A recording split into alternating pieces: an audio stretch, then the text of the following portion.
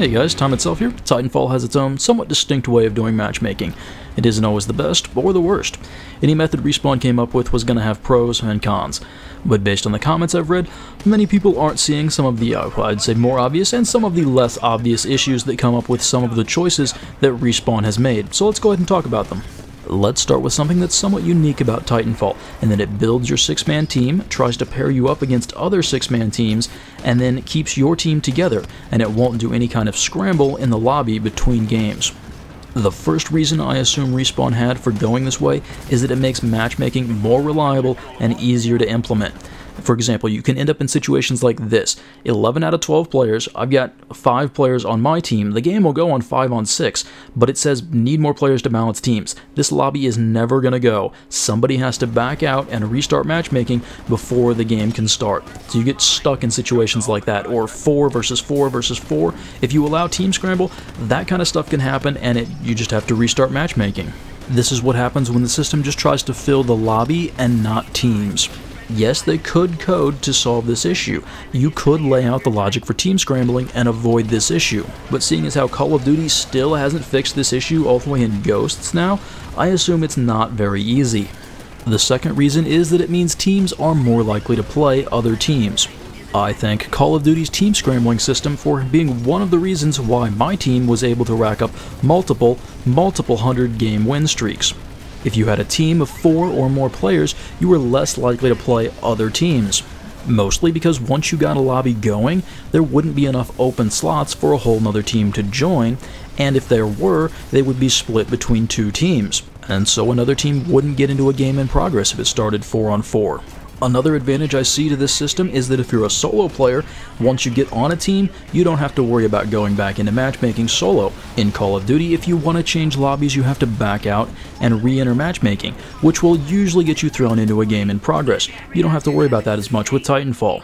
I'd say that means there's less incentive to leave a game that's nearly over, stick around, help your team get the match bonus, and then know that if you stick in this game, you'll still be on this team, and you won't have to go back into matchmaking solo.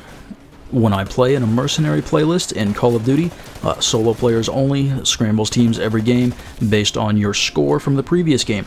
I do a lot to hold my score down while helping my team. For example, in Mercenary Team Deathmatch, I'd just as much like to go 10-0 as 20-10. I mean, just not speaking of KD, but normally you'd want to get lots of kills.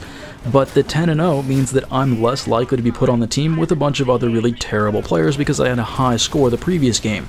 I'm not quite sure how this would play out in Titanfall, with attrition and the minions that you're trying to farm and keep the enemies from farming. Maybe it'd still be okay. Still, I don't really like the idea of having this ulterior motive to try to not do really well. I'd rather just go out there and try to win the game. But experience says that, at least in Mercenary Team Deathmatch, that's the more frustrating way to play. And it is an opportunity to make some friends. You know, if you're going to be playing with the same people for multiple games, maybe you'll talk to them? Who am I kidding? Oh well. The one complaint that I see a lot of is that if there is a rematch, if the teams weren't close in the first game, well, that rematch probably isn't going to be a whole lot of fun. Another problem with the current system is that it will launch with mismatched teams or lopsided teams, where it'll be 6 on 4 or something, where one team has a clear advantage. And you can see, wouldn't really want to play that in all but the most casual situations. Another aspect of matchmaking are the data centers, where our dedicated servers that we like so much are located. That you can specify which data center you connect to means you can guarantee yourself a decent connection, but that comes with the downside of fragmenting the player base between each data center. Then when you factor in the different playlists and skill levels, especially at the extremes, you could end up with not a whole lot of players to play against. And this will become more of a problem when the game's player base begins to decline. It's another case where Respawn went with a fairly simple solution because they knew it would work at least reasonably well, be fairly reliable, and there wouldn't be any strange bugs going on, at least hopefully. But there is definitely room for improvement. Personally, my connection is good enough that I could play fairly reasonably on any of the US data centers. It might not be the best one in terms of connection, but if it meant that I had more even opposition, or that's where they needed another player, I'd be happy to move over to a different server. Right now though, I just have to pick one, and that's where I'm playing. And finally, no discussion of matchmaking would be complete without discussing skill-based matchmaking. As I understand it, it plays a very minor role in Call of Duty, and there is some situation in Battlefield I think they said it might, but in general it really doesn't matter. For an FPS game with a focus on skill-based matchmaking, I think you have to go back to Halo 3. I can't think of anything more recent than that. There's got to be something, but I don't know what it is. The obvious downside is slower matchmaking, due to the additional criteria for skill-based matchmaking. And it can become problematic at the extremes, especially for really good players. The biggest reason for skill-based matchmaking is closer games. You're likely to have more fun, and your own performance is more likely to have an impact on the outcome of the game. Less skilled players are going to get stomped on less, and more skilled players are going to have a better challenge. Let's face it, there are already plenty of mindless bots in Titanfall. Does it matter if they're controlled by AI or somebody who doesn't know how to play? One interesting dilemma, if you do have a rating system, is do you show players their rating?